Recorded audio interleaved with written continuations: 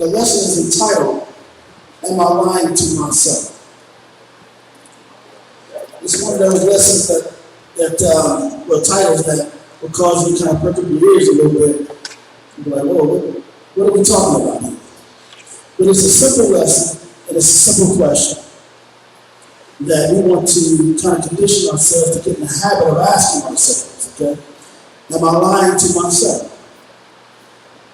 That way, if you are truly self-examining yourself, which each of us should be, and you ask yourself these things, you know you better than anybody else does. You know if what you are doing or what you are saying, what you are thinking is true. You know. So, if you get caught in a situation where you're lying to yourself and you continue walking in a way of a lie, that way leads to destruction ultimately. Now, everything comes in twos. So, if you're not being truthful with yourself, then you are ultimately lying to yourself. You're either telling the truth or you're lying. It's either one or the other. There are no in-betweens. So, as an example, in situations that we deal on a day-to-day basis, we come in contact with individuals, family members, friends, work associates, strangers on the street. Do we show love?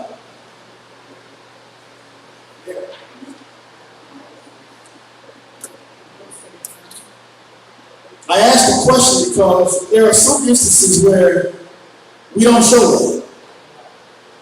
We just don't. Even though we will say that we do. So therefore, the question that should have to come up, am I lying to myself? And the reason that question is being asked is because there are two commandments, for instance, that are considered to be the greatest commandments, right? What are those? Come, you got it. That is to love the Most High, that power, right? And to love thy neighbor as thyself. Those are the two greatest commandments.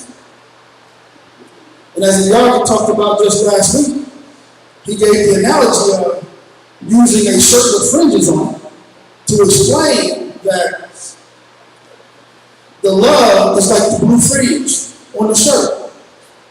It's like the blue border on the shirt. But all the other laws are like the fringes that hang off of the ribbon.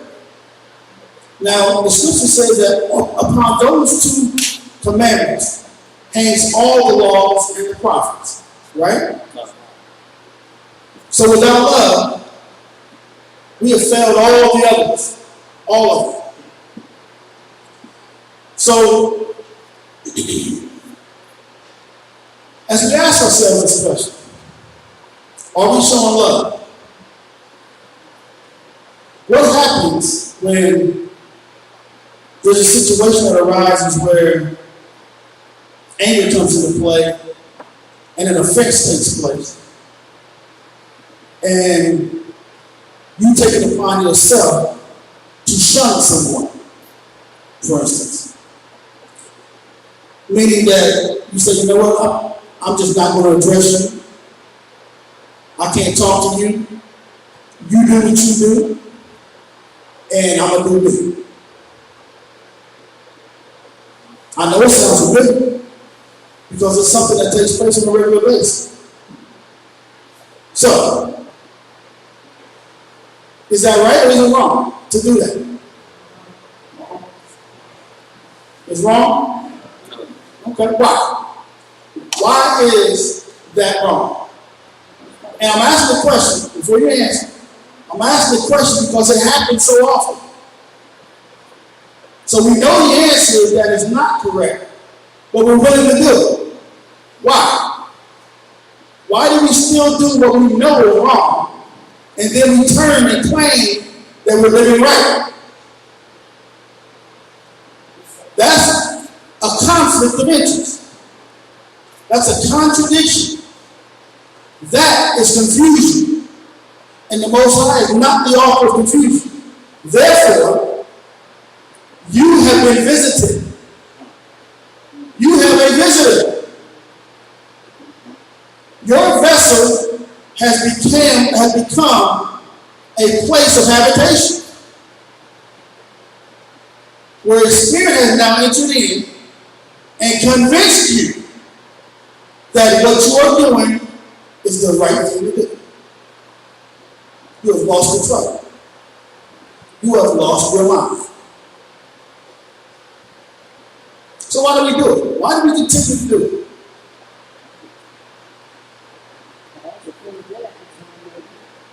Sister Kanana said because it feels good at the time, baby. And that's a very honest answer. And that is true. Because it feels good at the time. Mother Florence?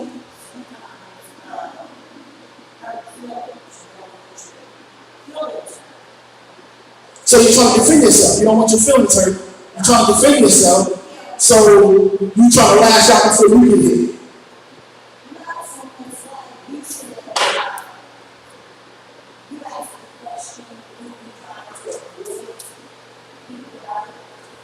Sure.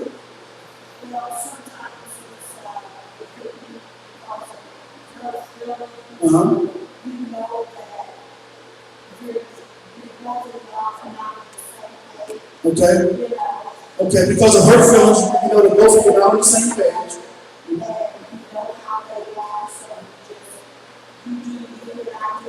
Okay, she said something very important. She said, you know how they are. You know how they are. So because you know how they are, it's just safer for you to just say, you know what, I'm going to just keep my distance from that individual. Okay? To avoid trouble. Okay, that makes sense. Sister Roma?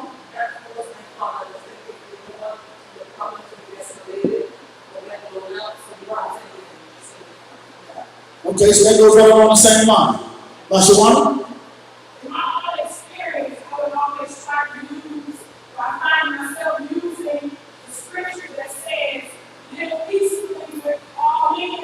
So almost like when my sister was staying here, I would take it in my own mind and think that I would say anything I can keep the peace. So therefore I ended up walking ranks. So a lot of times, maybe sometimes I may get distorted. So I'm thinking I'm using scripture to operate in peace. So that's how I can be confusing. Okay. Brother Floyd?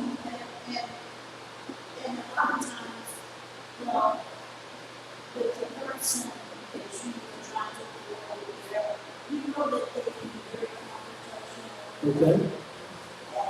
You know, they just stand there and won't listen. So, This is it. just let them die. Okay. So people can be naturally confrontational. Some people like to be confrontational. That is a defense mechanism too, by the way. Okay. Sister Sarai?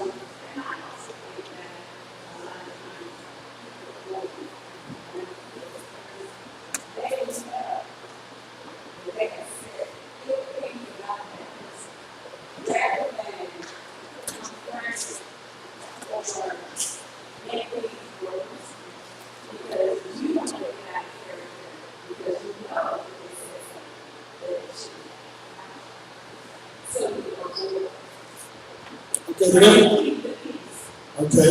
Did everyone hear what Sister Sarai said? Okay. So you try to avoid all that confrontation to try to keep the peace. Sister Roma?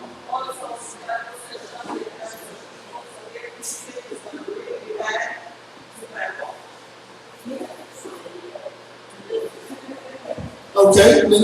Does that make sense? Okay, those are simple solutions, right? I mean, those are things that we deal with on a regular basis. Huh? Okay, so all those things seem right. You go, Sister, right there. But at that time, but later on, hopefully, when you can approach them and get things back, because your level of dealing with the situation you know will set that you will do. Okay, what Sister Sarai said is that at that time, basically, You give it some time before you address the situation. Because you know that it wouldn't be good at that particular time, right? Okay. Now, all that sounds good, right? Okay. Now, I gotta ask another question. Are we supposed to let, Shameen, you knew where I was going to go. You knew exactly where I was going. Are you supposed to let the sun go down on any issue that you have with another brother or sister? Uh-oh. Hold up. Wait a minute. So, am I lying to myself? Have I lied to myself, making myself believe that I have time? That I have time to give them some space to calm down or to stop tripping, and I can wait a week, 2 weeks to address the issue? Nope. On the floor?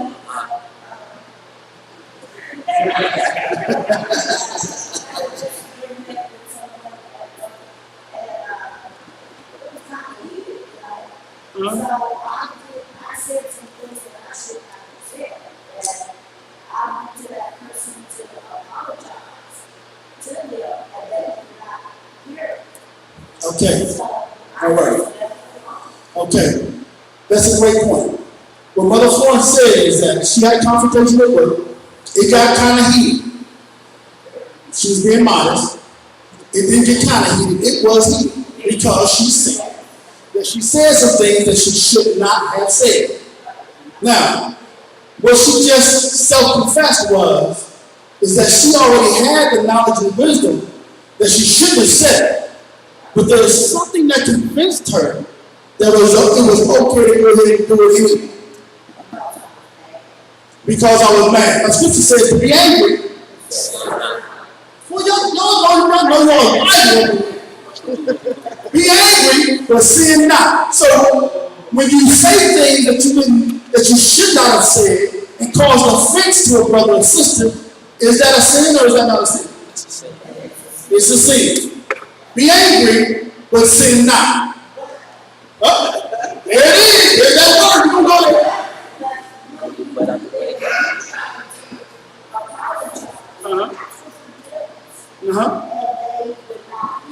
Right.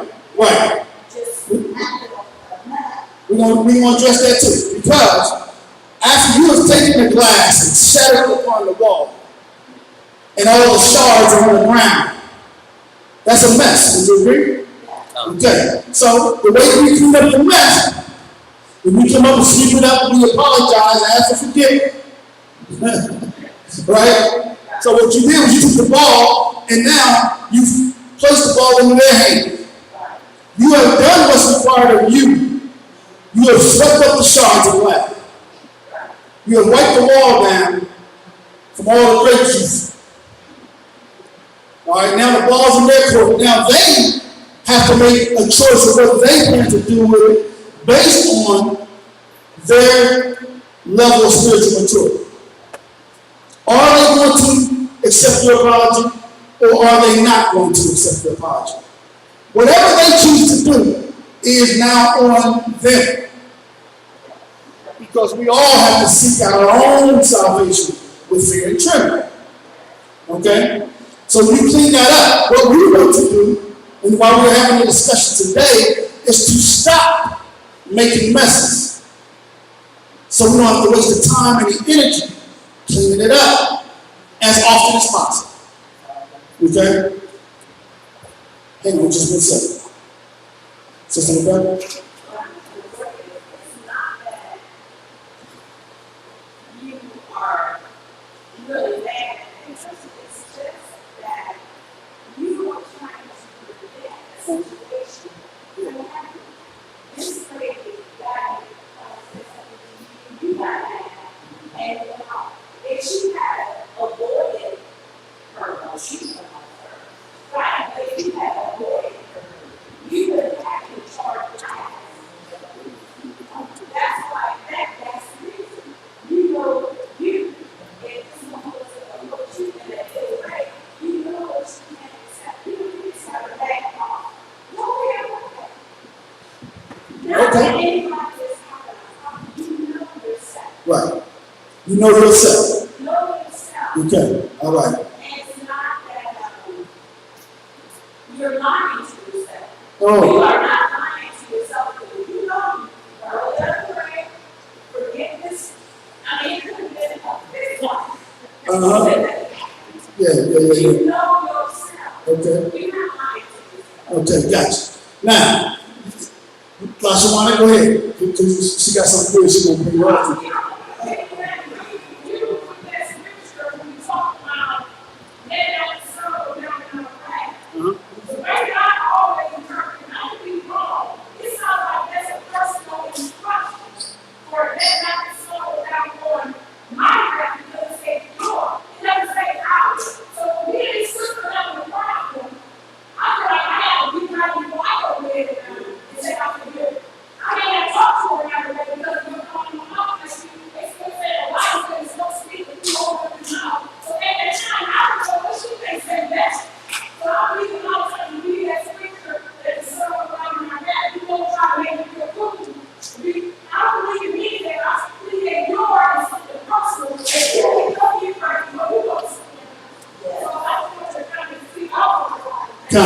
And you are absolutely correct, which is why Mother Florence, she did what she was supposed to do.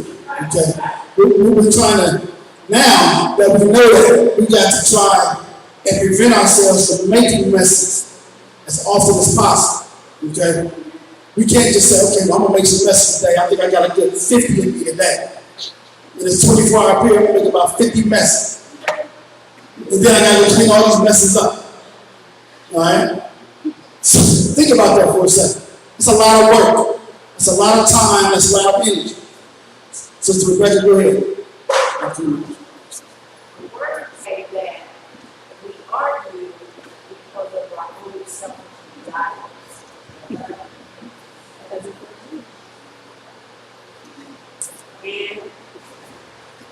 when you do, you must go to more time immediately. Now, did y'all hear what Sister Rebecca said? She said the word said that we argue based on our own selfish desires, right? So now, we got into a situation where we argue, we got into a dispute where we going back and forth. As we used to say growing up, it takes two to tango. Y'all heard that before? No. It takes two to tango. What happens when one of them don't? If you ever try to play tennis with only one person, it just don't work, right? The game ain't no fun. So one of us has to take what we call the higher role. In other words, we have to now let the Spirit take over to the point that we don't succumb to the foolishness of this world. Because there are spirits that will entice you. It's called a provoking spirit. To provoke you into now wanting to argue, fuss, and fight. It wants you there. And as you heard everyone talk about this, once you succumb to that argument, now that spirit that was on that person has now jumped on you. Just like that. 1 second now, Sister Kanai. I was going to say, after the offense has taken place, shouldn't our apologies be heartfelt as opposed to knowing that we offended somebody and just saying, oh, I'm sorry? But shouldn't it be like something that we truly mean? So after the offense has taken place, shouldn't we go and pray and ask the Most High to, you know? That's awesome. What Sister Kanai said, for those of you who couldn't hear, is after the offense has taken place, should the apology be heartfelt? I mean, should we be serious about it? Okay? Right? Okay. But think about this for a second. To ask for forgiveness, that's a commandment. That's a law. Right? Okay. Now, that's the letter. Let's talk about the spirit of the law. Okay? Because the spirit of the law is what will cause you to want to do. Okay? So now, when you go to apologize, you want to apologize because you want to show the Father that you love. There's only one way to show the Father that you love. If you love me, keep my commandments. You gotta want to keep the commandments. You gotta want to do what's right. If you just do it because you know it's written, now you follow the law according to the letter of the law. But you need the spirit of the law to help guide you. You gotta want to be pleasing in the Father's sight. I don't want to have an argument with my brother because, no, we don't need that. We don't need that. You get expired before the next day comes. I get expired. I can go to sleep in the midst of my sin. I don't want that to happen. Let's get right. Look, we got an issue. We need to work this out, man. We need to figure this out now and go on and let's forgive ourselves. Let's forgive one another. I love you, brother. I love you, sis. You know what I'm saying? Genuinely. Not that fake stuff. Not that fake stuff. You get them freshmen in high school talk about, I love you. What you know about love? What do you know about love? Tasha, what?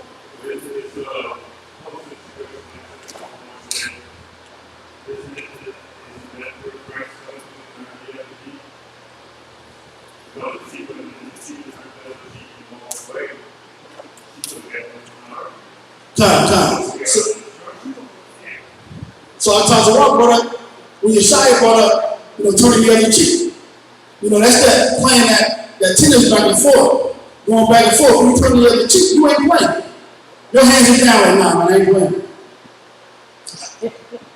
I can't play with you. I'm out. Okay? You can't use me to give Satan any power. You can't do it. I'm not going to fall to that trick. You can do that. We can do that. We have the power to do that. But understand, we have not because we ask not. That's something we need to be asking for within our prayer. As we're asking that the Father lead, guide, and direct our paths. That's one of the paths that we need to be able to deal with these issues on when people come into our paths from day to day. And when it comes that we now have the understanding and the wisdom and the spirit of discernment of how to deal with the issue. Because when you come up to deal with whether or not you lie to yourself or not, and y'all just said this. He said, man, there's three things, right? Share with the body what these three things were. Watch this. Yes, this is something that I found to be a common thing with us lying to ourselves. We'll make excuses, reasons, and justifications. And at the core of that, just listening to everybody. I was hearing a lot of leaning on thine own understanding. But I was also hearing, leaning on all the words that come out of the mouth of the Most High. Okay? Now when we lying to ourselves, it's a guarantee we're leaning on our own understanding first and foremost. And then the next thing that's going to happen after that, we're going to lie to ourselves, we're going to make an excuse, and we're going to make a justification. I responded to the sister this way because she responded with me like this. I'm leaning on my own understanding instead of the word, just like Yeshua said, I'm determining my cheek.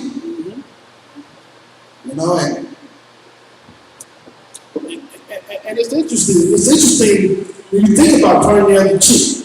Because in order to turn the other cheek, that means you done turned around. You done turned.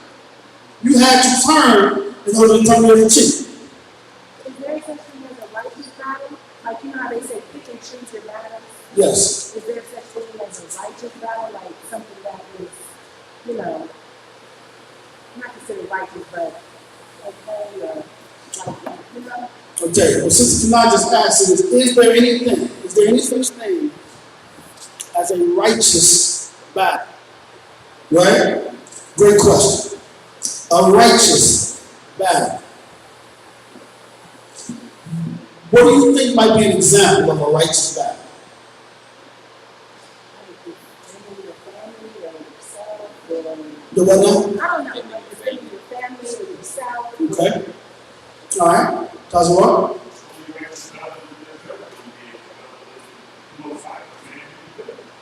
Say that again, now.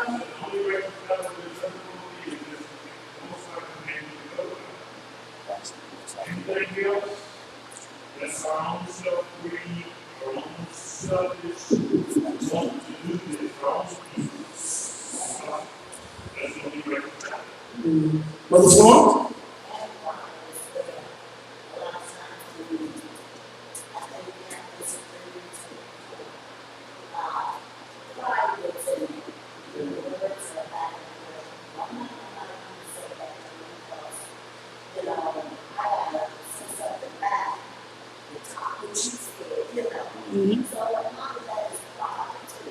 Yeah, pride is a nasty preacher. Nasty preacher. Okay? Tazawar?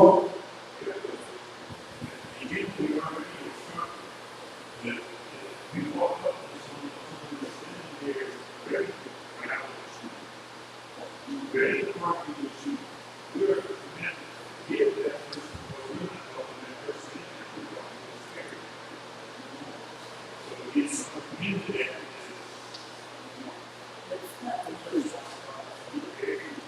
that's the community that sends you they want.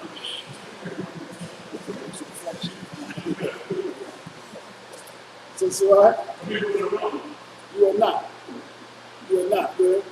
I remember when I was going to school. And I really remember and my cousin, she was also in school. And they knew, they understood the rule about, if you get slack on one side, you're supposed to turn it off and pick up. Okay? Well, that happened at school. The girl was called up, she knew she was practicing her faith, called up and slapped her across the side of the face.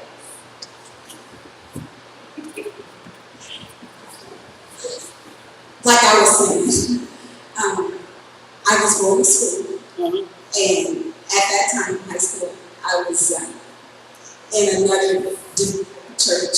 Me and my cousin also was going to school. And this one particular girl, she knew the rules that we live by. So what she did was she hauled off and slapped my cousin on the side of the face. And my cousin was getting ready to get at her. She says, "Oh no, you gotta offer me your other side too to slap."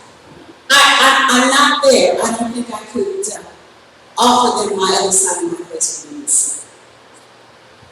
Okay. You said wisdom told you not on that day, right? Okay.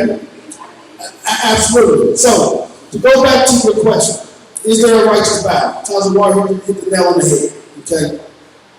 We just read today in Deuteronomy where there was a battle going on.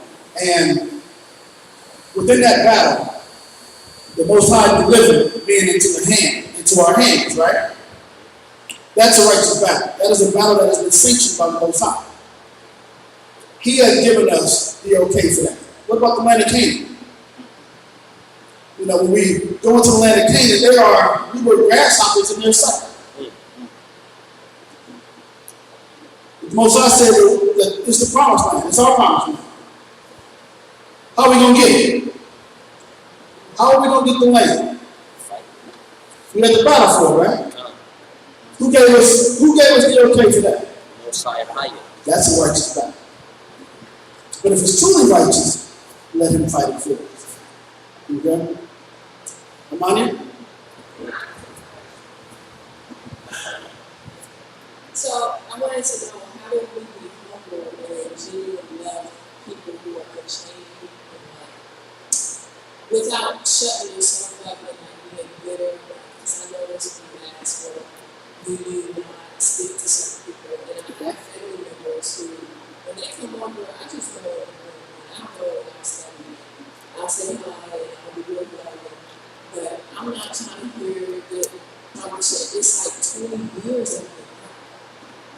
Like, no, good. It's like, they'll be like, and I mean, I apologize to people, I mean, we're gonna have to do, but it just almost seems like it's kind of like, I don't want to live with you, and they know that, and so it kind of seems like it's kind of harsh.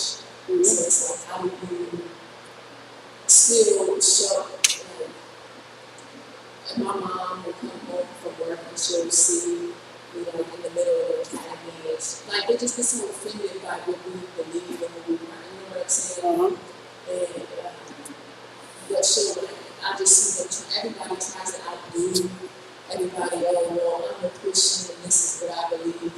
And I don't try and like. I mean, if I get in an argument with somebody, I'm like, okay, I realize, like she said, at the end of the day, when you go to pray and say, okay, I was wrong, and then I start to feel bad. But that can take hours. Like at the time of it, I'll be like, no, you're wrong, because sometimes they will be wrong. But just trying to, sometimes I feel like it's better to have peace than be right in an argument. You know what I'm saying? So I just don't, I haven't figured out how to love these people without disciplining myself. Okay. Now, to answer your question, that's a scenario that many of us have dealt with. Okay. First of all, so I don't want you to think you're all by yourself on an island. You don't really want to go through something like that. Because we all have family members that look at us like, y'all are something completely different. I don't know what y'all do. The whole rest of the world doing this, and y'all doing this over here. Okay. You're not alone. All right? But to answer your question, there's this thing called practice, right? In this world, say practice makes perfect. Okay, practice makes perfect. Scripture says, be ye perfect, that your Father in heaven is perfect. The only way to get to where you are comfortable doing things is practicing. Okay? Now, the scriptures also tell us this, that the wicked flee where no man pursues. Why are you fleeing? No. That wasn't a question for you to answer right now. Let's think about it for a minute. Okay? You don't need to flee from that. You understand what I'm saying? Remember, if Christ is in us, and we are in Him, then now we become the light of the world. What does darkness have to do with light? So you don't have to flee. See, when the lights come on in this place, darkness flees. Stand your ground. Know who you are. Be confident. You got to get your confidence up to the point that you know and understand who you are and whose you are. Okay? Live the life according to Scripture. You don't have to fear no man. You understand what I'm saying? People typically leave when there's fear coming into play. I leave the room. It's not an argument. I'm not leaving an argument. I'm leaving like gossip and whatever. It's no genuine, like, there's no, we can't sit there and have a real conversation. How was your day? It's just like, oh, did you hear this? And then it's just backbiting and all types of stuff. And I'll be like, oh my God, like that. So that's what I leave. But like, if it's a good vibe and stuff, I'll stay around. Like, it's certain way. Of course, I'll stay around. Where the good vibe will come from if it ain't from you? You're right. But yeah, so share something with them. Share something with them. You understand what I'm saying? Yeah. When you go swimming, there's all kind of people go swimming, right? There's all kind of bacteria in there, right? When they add chemicals into the pool to even out the pH level. Yeah. So that the bacteria doesn't succumb everybody that gets in the pool. Okay, I see what you're saying. So you gotta be that neutralizer. Change the subject. You've got to change the acidity in that area. Okay? Go ahead. And this is support too, and it goes back to, leaning on our own understanding. The word tells us what love is. The word tells us how to handle every situation that we'll come across in life. Every one. And y'all know that the royal commandment in the law is to love thy brother or thy neighbor as thyself. But we can't lean on our own understanding of how to fulfill that. know, the word tells us exactly how we fulfill that commandment. And I'm going to read it. You know, I'm not going to lean on my understanding. I'm going to lean on every word that proceeded out of the mouth of the Most High. Lean on Christ. Okay? And it says this. This is Romans chapter 13. I'm going to start with A. Owe no man anything but to love one another. For he that loveth another hath fulfilled the love. For this, thou shalt not commit adultery. Thou shalt not kill. Thou shalt not steal. Thou shalt not bear false witness. Thou shalt not covet. Okay, look at the 10, basic 10 right here. And if there be any other commandment, okay, you know, just last week, we went deep into love. We know that love's kind, suffereth long, endureth all things. You know, seeketh not her own. We know that. And it says, if there be any other commandment, it is briefly comprehended in this saying, namely, thou shalt love thy neighbor as thyself. Love worketh no ill to his neighbor. Therefore, love is the fulfilling of the love. So right there, you know, in any kind of situation, you know, and it even comes up a lot, you know, people call in and ask, you know, how do I love my neighbor to the elders? And it's simple. We keep the commandments with our brothers and sisters. We do that good. We should take comfort in that. You know, we should be, you know, at peace with that. Because we can only control ourselves. You know, if I offend somebody, you know, I can only go to them and ask for forgiveness and apologize to them. Now, I get what the word says. I'm good after that, whether you forgive me or not. You know, I'm at peace with that. So I just want to share that. And that's the practicing of that. The practicing of that. If we follow the law, statutes, and commandments, we need to practice following the law, statutes, and commandments. That it becomes second nature for us. Something that we don't even have to think about. It's just natural for us to forgive people. It is natural for us to digress from, okay? But you practice those things. And you gotta want to practice those things. In the spirit. Not just because it's written only by the letter of the law, but by the spirit of the law. You gotta want to do it. You gotta do it out of love. Not just love for your brother and sister, but ultimately for the love of the Father. In everything that we do. See, out of our mouths we say that all praise and glory and honor be to the Father. Really? Again, I gotta ask the question. Am I lying to myself? Because you say that and you worship him with your mouth. But then the truth of the matter is that our heart is far from him when dealing with situations like this. When addressing confrontational situations, we wind up leaning on our understanding. We wind up trying something we saw in a movie that we thought was clever.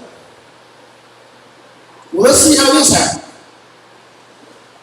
When all the answers is written in the law, statutes, and commandments. It's there.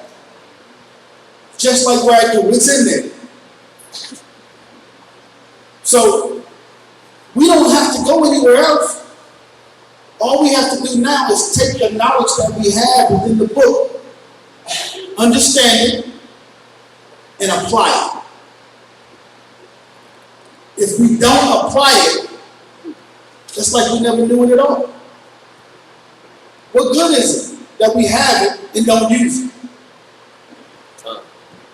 It's no good at all for you or anybody else.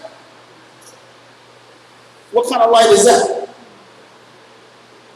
The light is supposed to be seen. The light is noticeable. It is recognized. We can't continue to behave in a manner like that, like everyone else. The Let's just be clear, because you either come to the knowledge of the truth or you're living a lie. One of the two. Everything comes in two. Therefore, if that's the case, and you say, well, I'm in the truth, we have to ask again, am I lying to myself? Because as I mentioned before, there's plenty of people who know the truth, but they're not in the truth. They're not walking in the truth. They're at the door, but they haven't entered in yet. Remember what Yeshua said? He said, if I come to the door and I knock,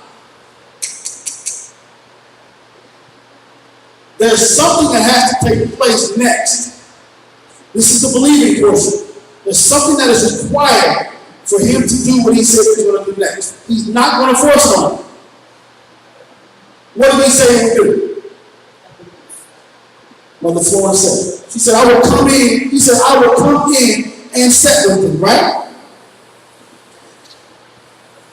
But it's a conditional word. You got to answer the door.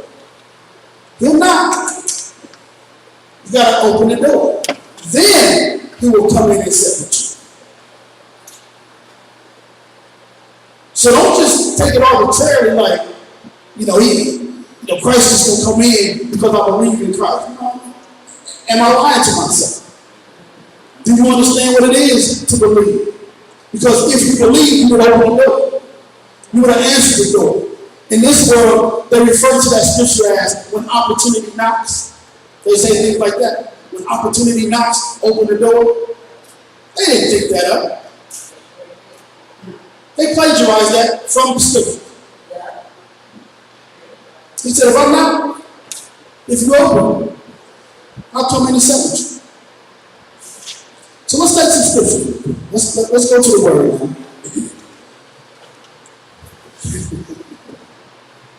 We're going to break this lesson up.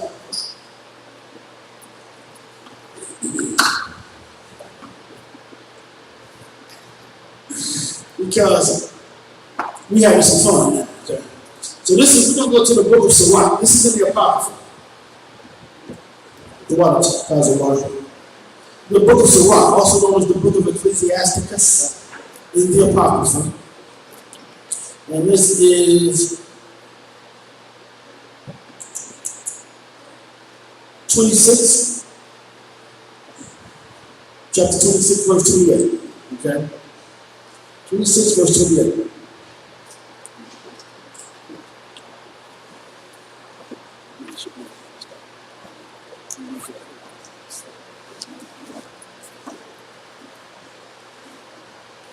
This is the book of Sirach, chapter 26, verse 28. There be two things that grieve my heart, and the third maketh me angry. A man of war that suffereth poverty. So there's two things that grieve his heart. A man of war that suffereth poverty. A man of war that causes poverty. Okay? And men of understanding that are not set by. So, men of understanding that don't apply what they know. And one that returneth from righteousness to sin. Now keep in mind that at the beginning of this scripture, he said there's two things that grieve his heart. But there's a third that maketh him angry. The one that maketh him angry, read that last part again out. And one that returneth from righteousness to sin. So a man who knew the law, statutes, commandments, understood the law, statutes, commandments, had the heart, mind, and spirit to follow the law, statutes, and commandments, was pleasing unto the Father, and turned and went back to sin. That's what maketh him angry. Watch this. The Lord prepareth such a one for the sword. The Most High prepared that individual Those niggas who do things like that for the sword. Preparing the sword for them. Y'all understand that when Christ returns, he's going to open up his mouth. Y'all know what comes out of his mouth? A sword coming out of his mouth. He prepared such a one for the sword.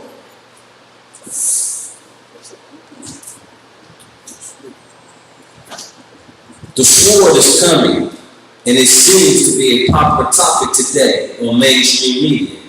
Yet we look to return to our old ways as if the Most High is asleep on the job or something. Your evil deeds will not be hid in the day of judgment, nor is it guaranteed that the Father will wait that long to judge you. So there's no guarantee that the Most High will wait till Christ return to take you. So again, when it comes to us waiting on addressing issues, when it comes to us waiting, we need to consider the warning that is given to us within Scripture. Tomorrow is not promised. Knowing that, understanding that, applying that, do you still want to wait?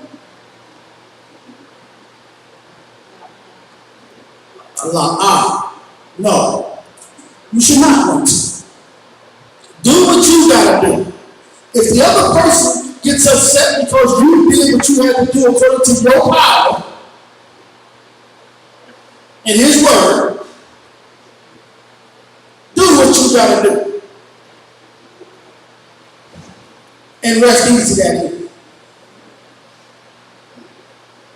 Clean up that mess before you go to bed.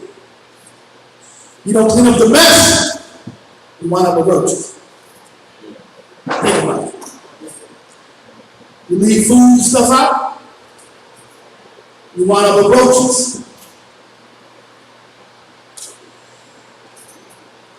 Book of Sirach, chapter 27, verses 1 through 6. Book of Sirach, 27, 1 through 6. Many have sinned for a small matter, and he that seeketh for abundance will turn his eyes away. As a nail sticketh fast between the joining of the stones, so do sins stick close between buying and selling. Unless a man hold himself diligently in the fear of the Lord, his house shall soon be overthrown. As when one sitteth with a sick, the refuse remaineth, so the filth of men in his talk. The furnace proveth the potter's vessel. So the trial of man is in his reasoning. The fruit declareth if the tree have been dressed. So is the utterance of a conceit in the heart of man. And that's a lot. What we just read was a lot. Let's walk through it for a second. Verse 27. Chapter 27, verse 1. Many have sinned for a small matter. Kind of what we've been talking about today. These little issues that don't amount to much at all. Wind up in a fist fight. People calling each other out of our names, throwing around the fence. For a small matter, calls us a sin. And he that seeketh for abundance will turn his eyes away. Will turn whose eyes away? The Most High's eyes away from you. So you seek an abundance. You need everything that he has for you. But he's going to turn his eyes away from you because of what you chose to do. You knew better. But you did it anyway. And then you turned around and you gave excuses. You gave reasons. gave justification and made yourself believe that it was right. And we wonder why we find ourselves in a situation where things ain't going our way.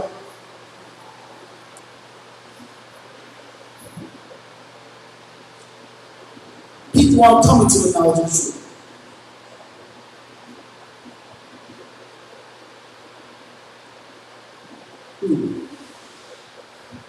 They see the light flicker. You do one thing, you say one thing, and then you turn around and quote scripture, they see the light flicker. The light ain't 100 watts. It's going to. Nobody wants to go near that bulb with the light on. Toss a bulb, when you go to change the light bulb with instruction guard, and that bulb goes, you turn the power off first. Because why? Because it may explode. It is dangerous. So people run from those situations. They run from you, who claims to be a believer, who is an ambassador for the Most High in Christ.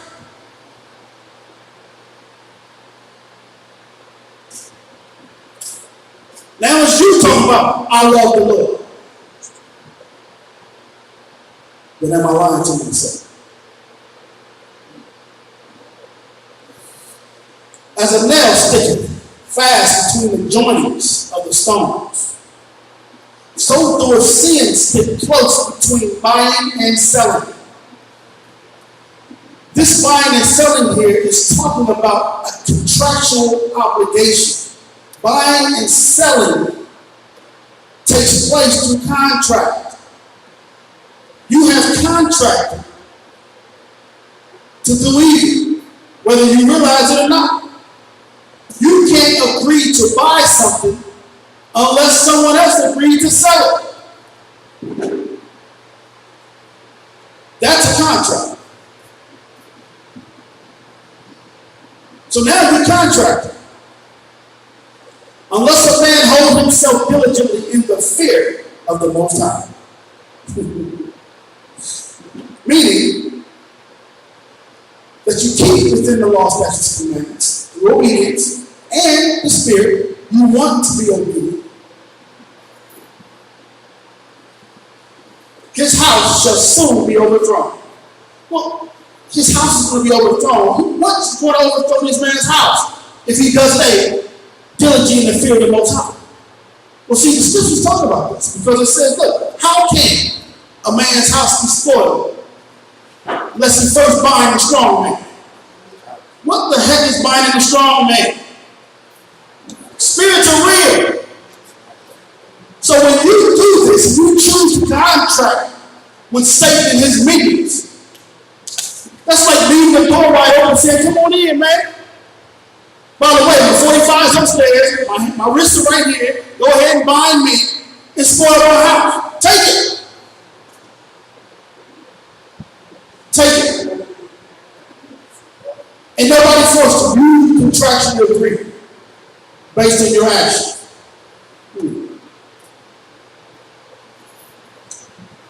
As when one sifted with the seed, the refuse remains.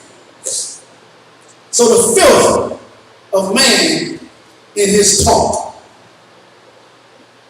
we always yap, we always talk, we always quote scripture, we always talking a good game, but are we lying to ourselves?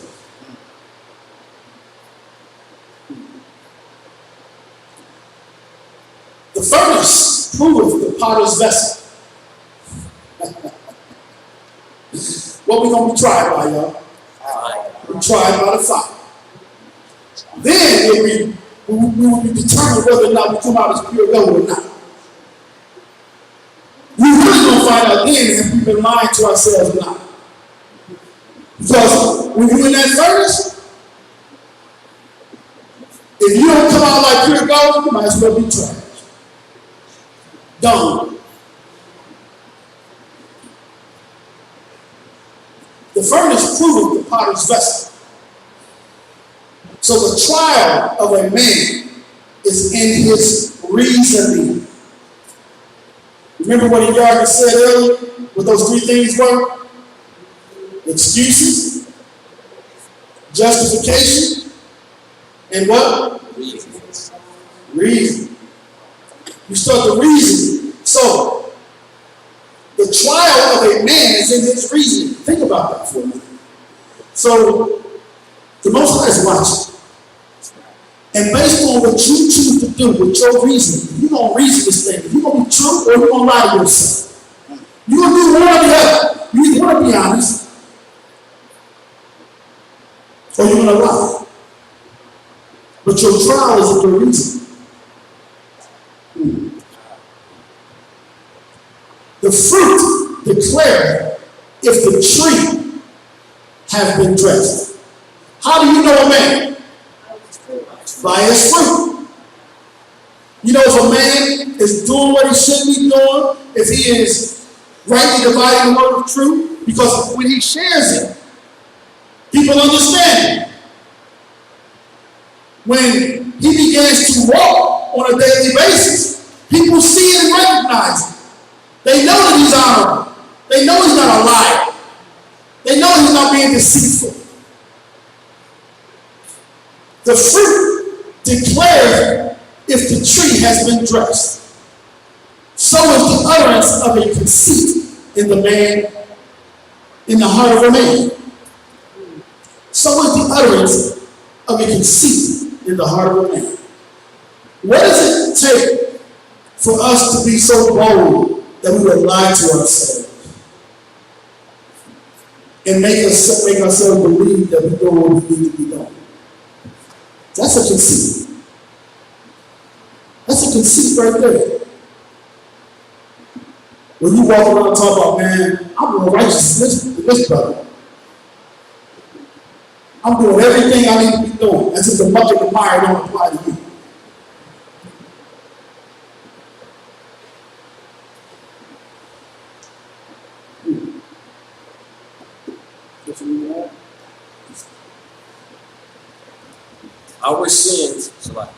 Our sins are weighing us down, and as a result, we begin to lose that fear of the Most High we once had, which kept us sober. Through our lust, we turn our eyes from the path into the Most High's kingdom. There is a trial going on every day for men and women, and it is how we reason while going through these trials, which will determine our fate for all eternity. You notice the word reason keeps coming up. You think it's by happenstance? Everything happens for a reason. There is nothing that happens for nothing. So we have to be mindful of what this word is telling us today. And I'm hoping that you're going to receive this. Because if you do, you will leave here changed. You will never be the same. But we never want to continue to look at our brothers and sisters or our family members and think it's okay to have these types of disputes and arguments, hateful things, being offensive, holding offs, not addressing issues as they come up. You should never want to do that anymore.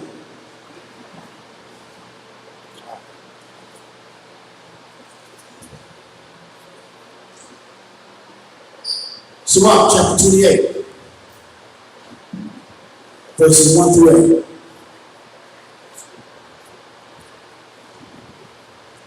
This is the book of Sirach, chapter 28, verse 1. He that revengeth shall find vengeance from the Most High, and he will surely keep his sins in remembrance. So, who does vengeance belong to? Most High. The Most High. So that means that if we know, beyond a shadow of a doubt, that vengeance belongs to the Most High, Guess what we should not be doing? Taking vengeance in our own hand. It shouldn't even come up. It should not even be a thought. If you give space to that, remember that contract, a few verses up, where now you got this buying and selling going on. You got a contract going on. Satan is sitting there waiting like this. What you gonna do, man? What you gonna do? What you gonna do? You wait. Go ahead, I dare you, do it. Do it, you scared. Whisper in your ear, you scared. You scared behind your feelings. Like, you scared everybody watching. They can talk about you when you wait.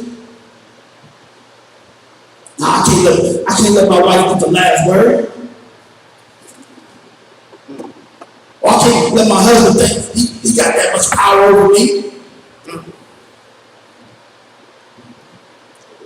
That's Satan whispering in your ear, trying to convince you of those things. No, man, listen. We are brothers and sisters. If that's your wife, that's your wife.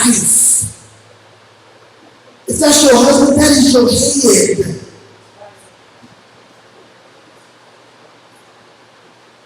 That wife is a helpmeet unto you.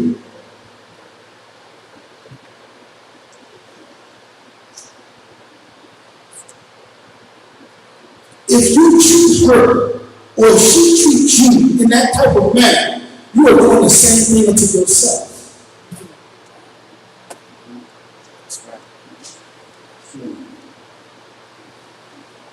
Verse 2. Forgive thy neighbor the hurt that he hath done unto thee. So shall thy sins also be forgiven when thou prayest. So your sins will be forgiven, and you ask the Father, forgive me. I was wrong. I made a mistake. Forgive me. I repent. To repent means to go the opposite direction. That means you will stop doing whatever it is you are claiming that you repented from. You don't just ask for repentance because it sounds good, because you know what you're supposed to say those words. You're supposed to, again, by the Spirit, you're supposed to want to repent. Truthfully. But you can't be lying to yourself to truly repent. If you lie to yourself, you will not repent. You will find yourself doing the same thing again and again and again. If you claim that you have repented from something and find yourself back there the same as you are lying to yourself, it just happened, and you just became a victim of the lie. If you repent, you repent. And the Most High is righteous, then He will forgive you. Read on. Verse 3. One man beareth hatred against another, and do he seek pardon from the Most High. So you got hatred against another brother, but you want to ask the Father to forgive you. What? I mean, and we do this. We do this thing. And then we turn around and be like, man, and we want to claim after we do that, we want to turn around and talk about all the faults that the other brother got. How does that work? No, how does that work for us? That we're able to recognize the shortcomings of another brother, but we fail to see the ones that are closest to us?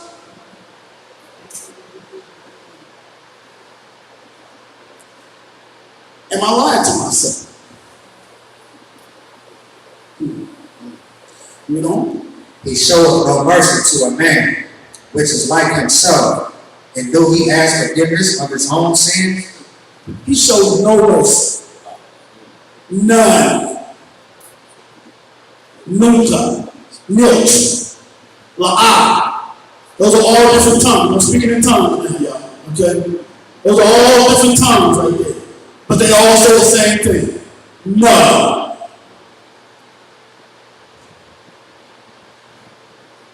You know?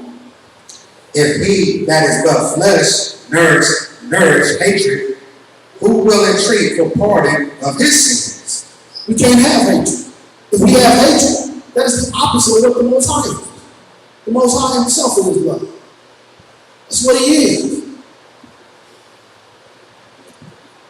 We can't have hatred. If you don't have love, you are ultimately hated. Period. I don't care what justification you come up with, what reason you come up with, what excuse you come up with, it don't amount to a hill of beans, as my mother used to say. It is hatred. Period, point blank. And it will do well with us that we know and understand that very thing. If it is not love, it is hatred. Don't think that you can play around with hatred and turn to the Father and go there. It does not work that way. I didn't make the rules. Sister Sarah?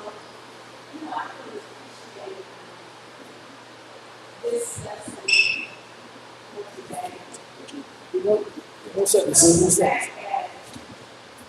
You always think that you're operating in a kind of sin. Mm-hmm. Like, for example,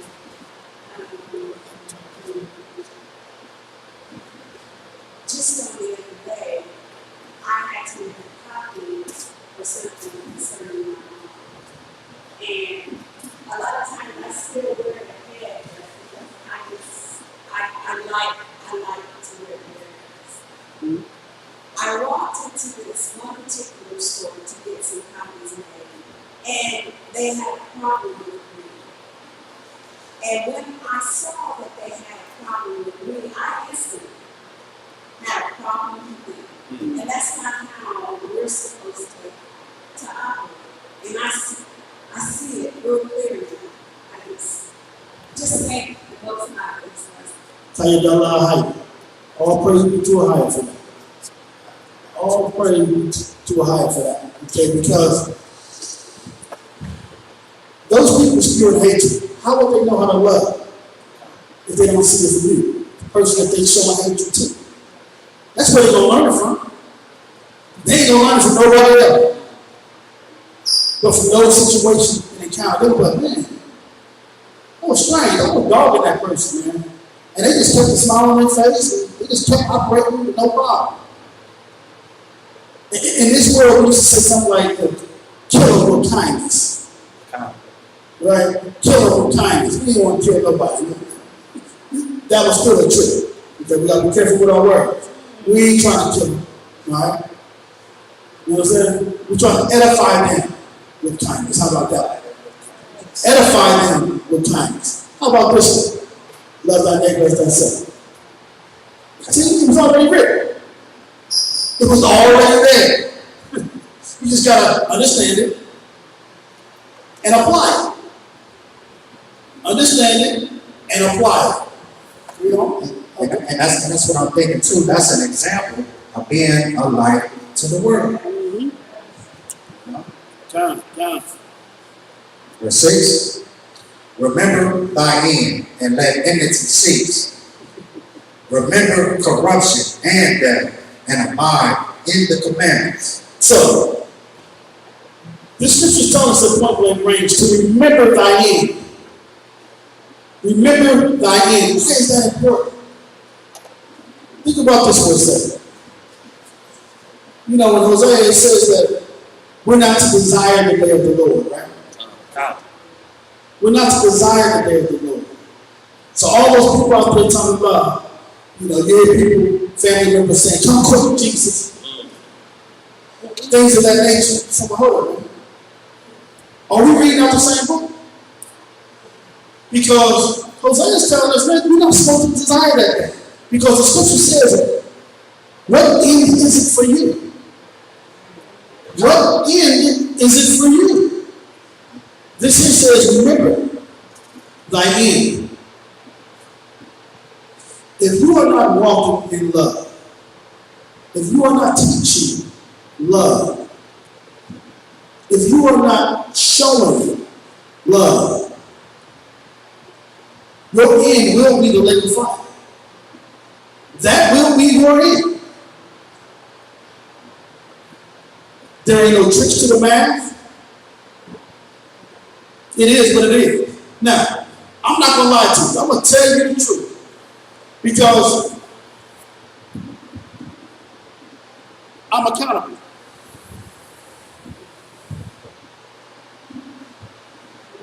So I gotta tell you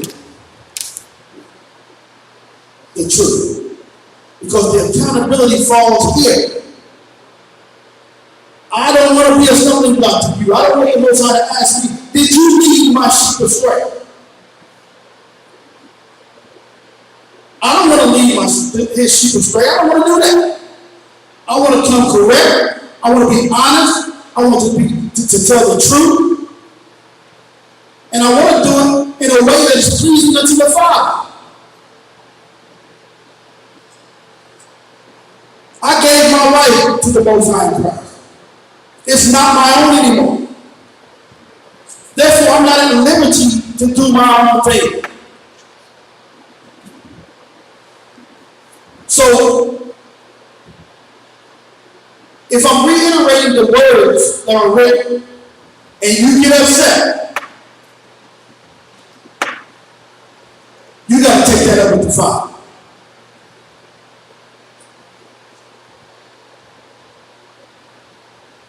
You got to take that up with the Father. Don't lie to yourself and say, LeBar tripping. He said, he said, he said, he said.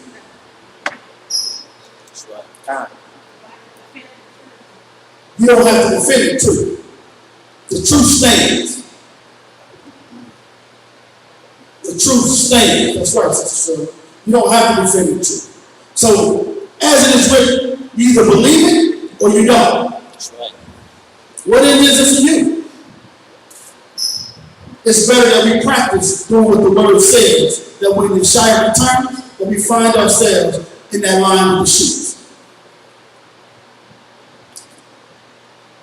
We got to do our absolute best. Truthfully. Not that twisted thing where we think we're doing what we're supposed to be doing. Nah, we ain't got time for that. Time is short. Look at what's going on in the news. Look what's going on around the world.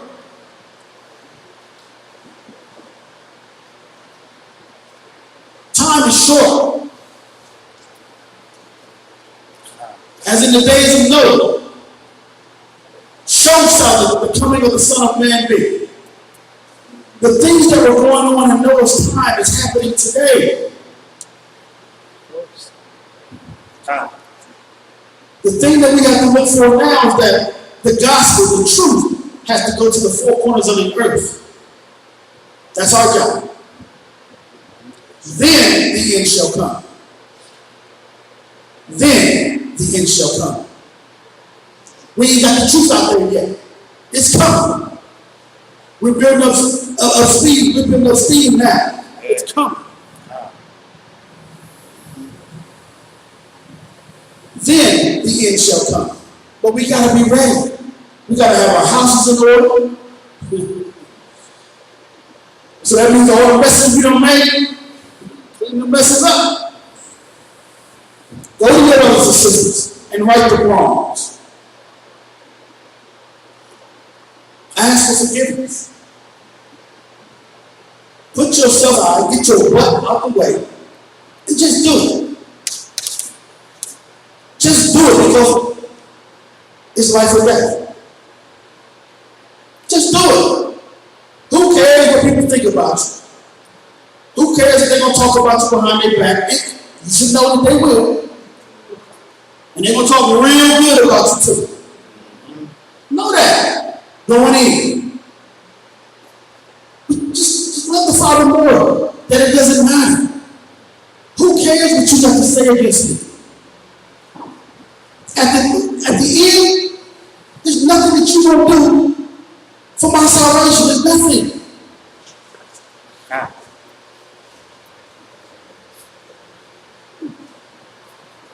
Read on.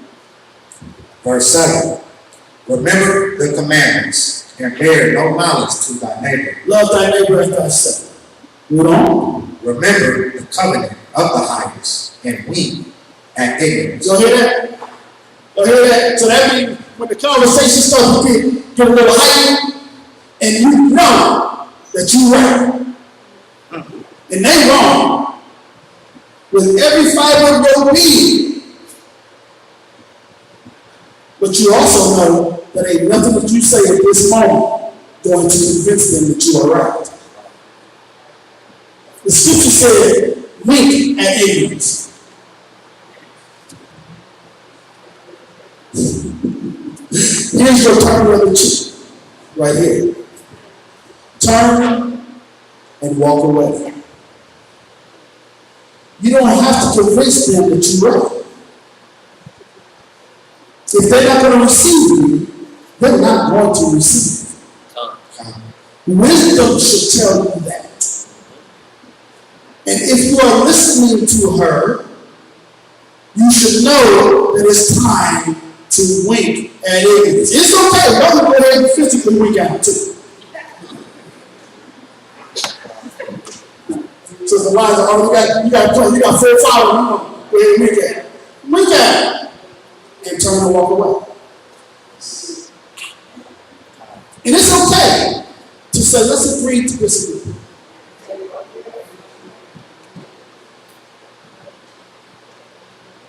They're going to be thinking about that. Like, what does that mean? Just said something there. I'm not sure what it is. I got to figure out what it just said. Let me think about it for me. Let's agree to disagree. And walk away.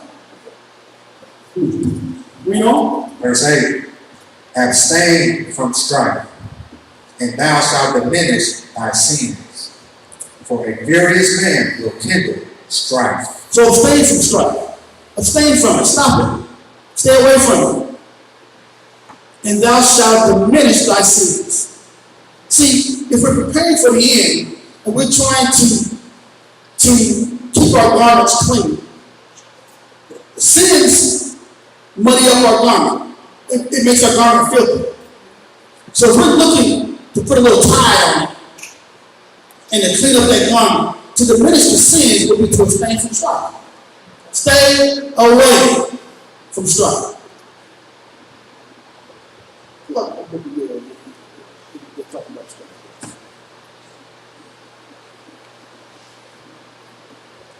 Now this strife, when you look at Galatians 5, right, it talks about the works of the flesh. Now in the works of the flesh resides this word. It's telling you that this is a work of the flesh here. Galatians 5 says it. So, if that's the case, when you get down to the end of Galatians 5, around 19, 20 in that area, it'll tell you that those that do these things shall not inherit the kingdom. 21. Okay, verse 21. Read what the strife says. A contest or quarrel. A what?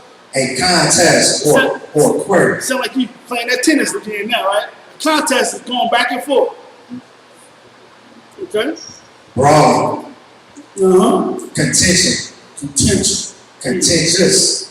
Mm-hmm. Discord. Controversy. I ain't talking about princes, though. Read on. To stimulate to anger. To stimulate to anger. Remember that provoking spirit I was talking about earlier? Now, when you know you're right about something, and that person just ain't listening, right there is where you find yourself, like I said earlier, with Satan just waiting to see what you're going to do. You're waiting to see if you're going to bite. Are you going to bite on this hook? Because see, Satan is looking to snare you. A snare is a hook. And if he can get you to bite, and accept a contract with him to be a provoking individual, to provoke this individual to anger. You should know that you have just changed your appointment. You are now no more working for the Most High. You are working for Satan. But you should know this, that those that do these things shall not inherit the kingdom. Read on. Provoke. There was that word, provoke. Got a fight, a struggle, an act of contention. A struggle. A struggle. Now, so when a ministering situation comes up, and you want to minister to someone you love, okay? Let's not even talk about the strangers yet. Let's just talk about the ones that we love. We really want to get it to them. We really want them to understand, and they're just not getting it. They don't want to hear it, and they're upset about it, and they're like, you doing something crazy. I don't understand this. Do y'all believe in Christ? They start asking these questions. Don't get upset about it. Know when to pump the brakes. Know when to stop planting for the day. Know what your role is in dealing with that individual. Understanding that according to Scripture, one man planteth, another man waters, but the Most High gives the increase. You may be the one to plant the seed. You might be the one that watered that seed. You could be the one who took to the ground before the seed was planted. But through wisdom, you understand those things. Through the spirit of discernment, through conversation, you understand where that person is and whether or not they're going to be able to receive what you're bringing forth. In other words, don't come to them with meat. You bring milk to a baby. And you give them milk that they can now take and they can consume milk that their body is able to process. Babies can't process steak. So you don't give a baby somebody who is just now coming to the knowledge of the truth, meat, thinking that it's going to do them good. No, they're going to choke on it. So we got to be wise in this thing. Contention for superiority. And real quick, contention. Something such as a belief, an opinion, or an idea that is argued. Anger, disagreement. That's it on that. You hear all that? That's a recipe. You may hear people say things like, that's a recipe for disaster. That's it. It's the works of the flesh being talked about, strife. Right there.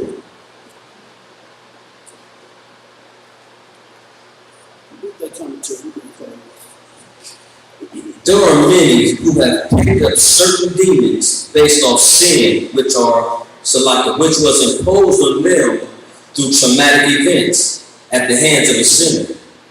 We must learn to forgive and move forward. There's too much hatred amongst us as a people. Even in the truth, we develop hatred for one another with no forgiveness.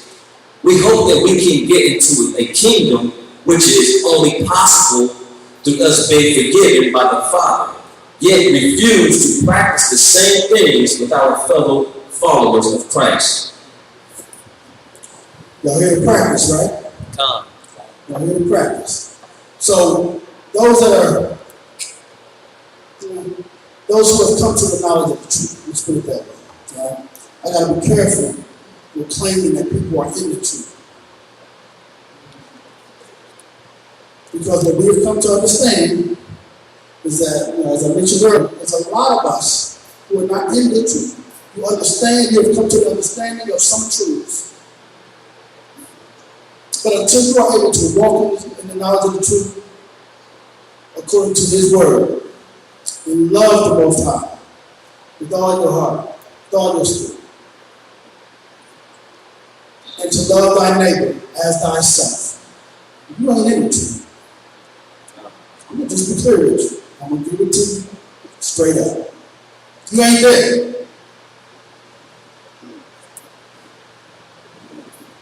The good thing is, that can change. That can change. And this is why we're having a discussion about this now, so that we can make a conscious decision to change that. If we are not walking, if we are not fully immersed we are not progressing, that we can now change that or take the steps to begin to change that. We are all supposed to be working together. Right?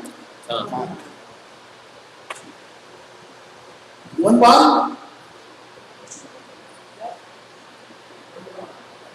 One what? Say louder. One mind. What did you say? One spirit. You hear this? We know. We know. Do we understand? And can we apply? That's the question now. That way, we're no longer lying to ourselves. We are a body. And in order for a body to work together, we must all mind the same things. You understand what I'm saying? We can't have 50% of us dwelling in anger, contention, hatred against our brothers and sisters. That causes us to war against ourselves to the point that if me and y'all are here, if we touch the pull back out, if we pull it and I'm pulling, how far are we going to get? No. We can't get nowhere. Which is why the scripture said that if two, how can two walk together unless they agree? Now, if me and his brother, if we start to walk in the same direction at the same time, we get progress. We got progress now. We walking together. And the Most High gonna send us out our tools, right? So if we walk together, we in obedience, we march. If the Most High be for us, who can be against it? That's the mindset we gotta have. That's what we gotta believe. That's what we gotta teach. That's what we gotta show. And where two or more are gathered, he's in the midst. He's in the midst. He's right there with us. Sister Nah? Like when you were saying about people saying that they're in the truth. When people say that they're in the truth, a lot of people need to understand that Messiah is the example. So if one of y'all can read John 14:6, it lets us know what the truth is. Okay. We're going to read it. John 14:6.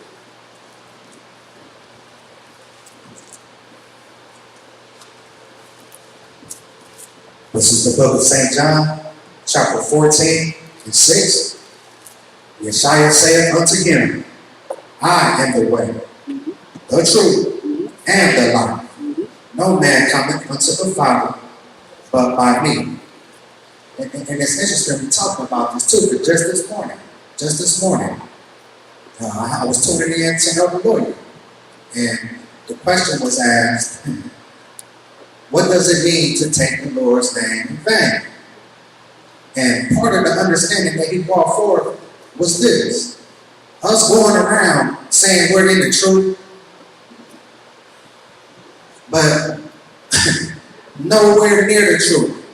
I mean, you just lied. You just, why you cussing like that? Man, you live it right now. That right there is one way of taking the Lord's name in vain. And I find that very interesting because I never looked at it like that. It's deep. That is extremely interesting. As I mentioned earlier, we are supposed to be ambassadors. An ambassador is a representative of.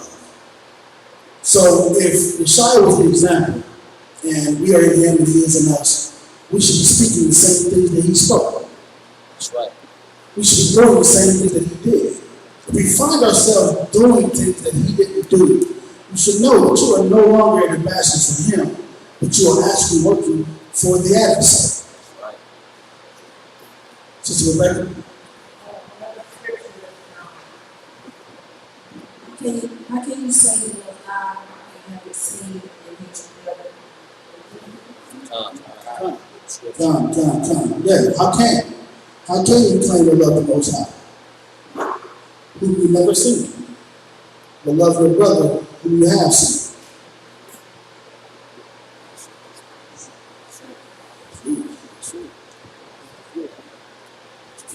Y'all have to share this with y'all, okay? All praise to the Most High. I mean, the way that He works with us is truly amazing, okay? I mean, we got to be ready at any hour of any day to be able to receive what it is He's trying to teach us, okay? Now, let the Most High be true and all men are liars, okay? I have that understanding. I know that, that I will lie to myself. I know that I will lie to others. I know that no matter, even when I tell the truth, the boy, I'll ask me a question, and I'll tell you the truth. I'm still a liar. And this topic, all praises to the Most High, am I lying to myself, is deep. On the surface, it kind of seems like it might not be all that, you get that edification and understanding quick. But this is deep, okay? Just this week, family, okay? Now, leaving last Sabbath, okay? I would have been one to say that I don't have any faults with anybody on this earth. I would have been one to say that I don't have any hatred with any man on this earth. Okay, and just real quick too, speaking on and off, I want to read this real quick because I really found this interesting. Yeshua said, therefore, if thou bring thy gift to the altar, and there remembers that thy brother hath aught against thee, leave there thy gift before the altar and go thy way. First be reconciled to thy brother, and then come and offer thy gift. That's Matthew chapter 5, 23 and 24. Y'all know how I am with these words.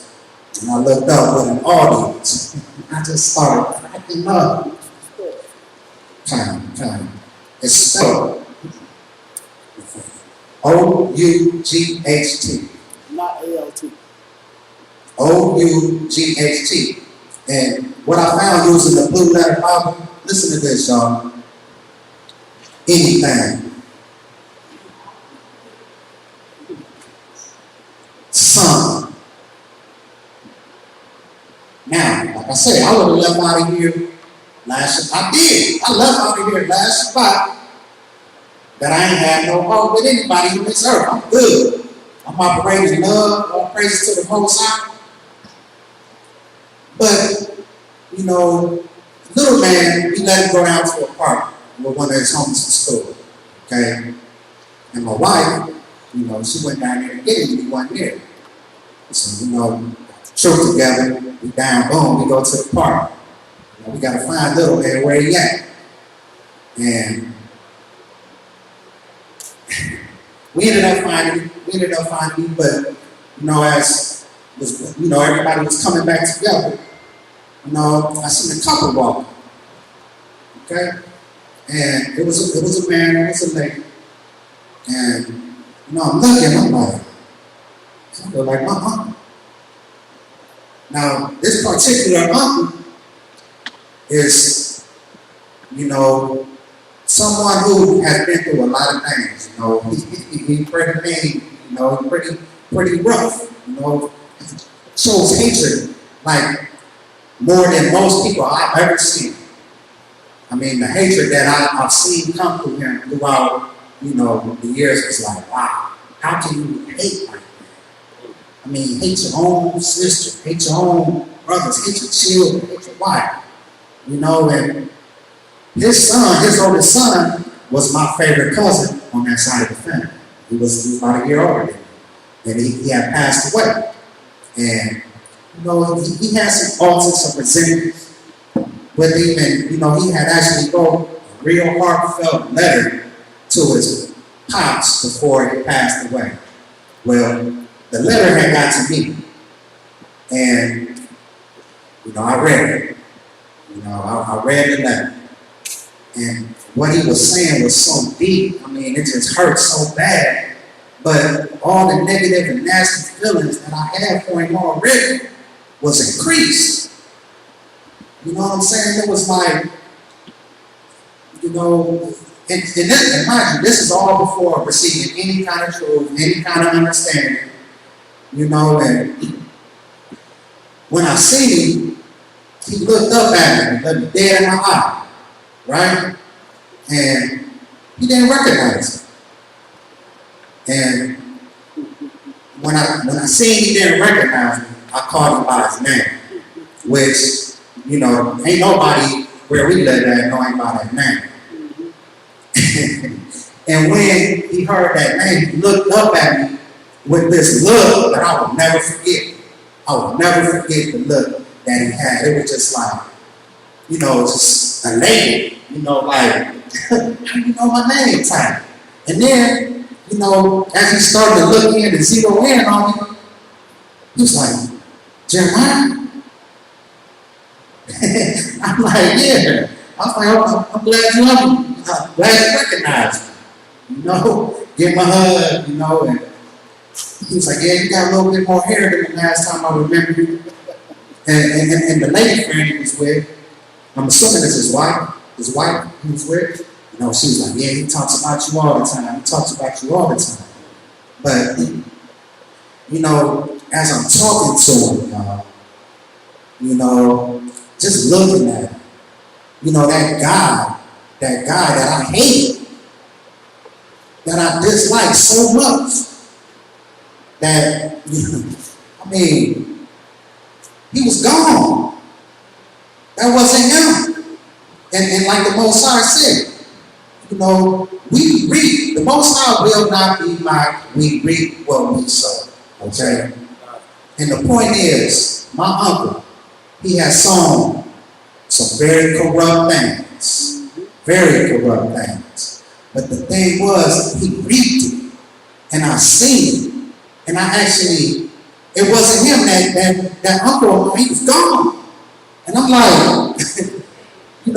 I actually started having compassion then. And then I actually was like feeling love and forgiveness. But right almost immediately, I realized, because of the compassion, because of the love, the forgiveness, that I had been lying to myself. I had took that hatred, that resentment, all of that dislike, I had took it away in a real quiet spot. I mean, it wasn't nowhere near how it was before, the way I was before this truth. I mean, the level was like high, the tension was high. It was real quiet, real sneaky, real, sly. And I had took that thing away, but just, experiencing that compassion, that mercy, that love, and realizing we all gonna reap what we sow. I don't need to be walking around carrying an all, which is anything, something, with anybody. And I'm thankful to the Most High that He even allowed me to receive that understanding. I just want to share that with y'all. All praise be to God for that.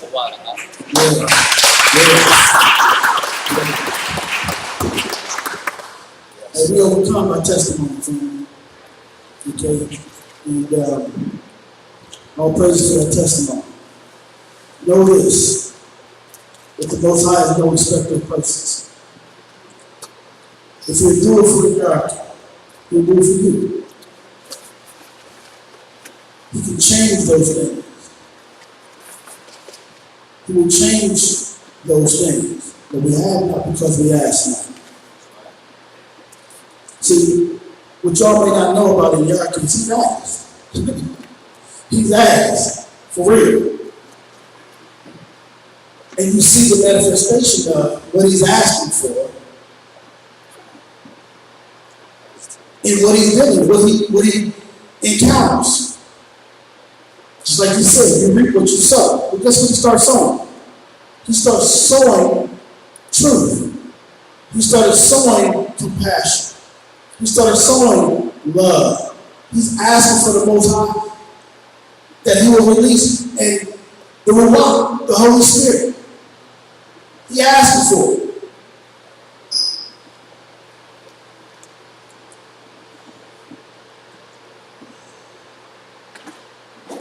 It's enough.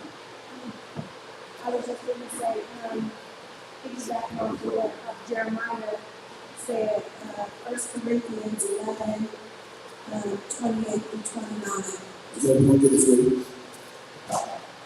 1 Corinthians 11, Yes, sir. chapter 28. And 29. Yeah. Yeah, shout out to read it for you. And it reads, but let a man examine himself, and so let him eat of that bread and drink of that cup. For he that eateth and drinketh unworthily, eateth and drinketh damnation to himself, not discerning the Most High's body. That's So right. like the Lord's body. Yeah, that's right. And that's so fitting because we're getting ready to take communion. We're getting ready to take communion. All right? And with that being said, those who are baptized, members of the body, take communion today,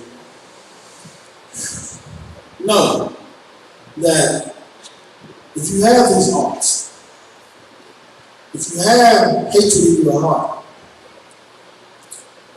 you have to let it go. You got to lay it down. If there is something that you need to ask the Father for forgiveness for, do so before you partake. Because the scripture says here that if you partake of this communion, you do so unto your damnation. Communion is not a joke. I know that in the past, it has been done just, out of repetition. Growing up, we had no understanding of it. But all of those things, the works of the flesh, have to be put down. Lay it down. Remember that when Moses came to the burning bush, the Most High told him to remove his shoes. Take the shoes off. Because where the Most High is, He said, that's holy ground. So when you take communion, remember what communion is. It symbolizes the blood and body of Christ. It's not a plaything. So we have to come correct when doing these things, that we don't do so and drink to that nation. Does that make sense? No. All right. Anybody have any questions? In order to be able to take communion, like if we do have an ought with someone, before we ask for forgiveness, do we have to take it to them first, or can we just ask for forgiveness from the Most High? Okay. That's a good question. Okay. The question is if you have an ought with someone, do you take it to them first, or do you just take it to the Most High first? Right? Now, what we're going to do is we're going to answer the question with Scripture. Okay? Now, this is the Scripture that God just read to us. He gave us the order of operations in which we should do things. That way we don't need our own understanding. And we know exactly what the instructions tell us to do. Understanding this, that the instructions that we choose to follow determines the future that we create. We got it. Yeah, there's another one I want to get. I gotta find it. Okay, I'll read the one I just read, which is St. Matthew chapter 5. Let's see. 21 or 22, Salaki. But I say unto you that whosoever is angry with his brother without a cause shall be in danger of the judgment. Whosoever shall say to his brother, Rock, shall be in danger of the council. But whosoever shall say thou fool shall be in danger of hellfire. Therefore, if thou bring thy gift to the altar, and there remembers that thy brother hath aught against thee, leave there thy gift. So if you get ready to take communion, and you remember that you have this altar, what it tells us here is to leave right there, leave that right there, and do what? And there remembers that thy brother has aught against thee, leave there thy gift before the altar, and go thy way. First be reconciled to thy brother, and then come and offer thy gift. You hear that? He said first things first, reconcile with your brother first. Do what you got to do. Understanding that your brother may not receive you. We know that. But do what you have to do on your end. Okay? That you covered yourself. And your brother has to deal with his own salvation at that point. Okay? Now, it would be wise if they don't receive that you share that with him also. All right, listen, I'm telling you this because we all got to seek our own salvation with the Trinity. I want you to know that if you don't receive me, okay, that you stand an opportunity for your prayers not to be heard, for one. And for two, you can't take communion. For three, you ain't going to put the sun go down, but having this issue. You understand what I'm saying? And you stand the judgment of hellfire. You see what I'm saying? That's what you do. And along with that, for those who have cause of offense, about things that you have said to others, things that you may have done to others. If you're not lying to yourself and you ponder those things, if you have caused those offenses, you need to go and ask for forgiveness. You need to do it. It is required. Nobody said it was easy. But this is why we're talking about this, so we don't get ourselves in situations like that you got to do things that are so uncomfortable for you to go and clean up.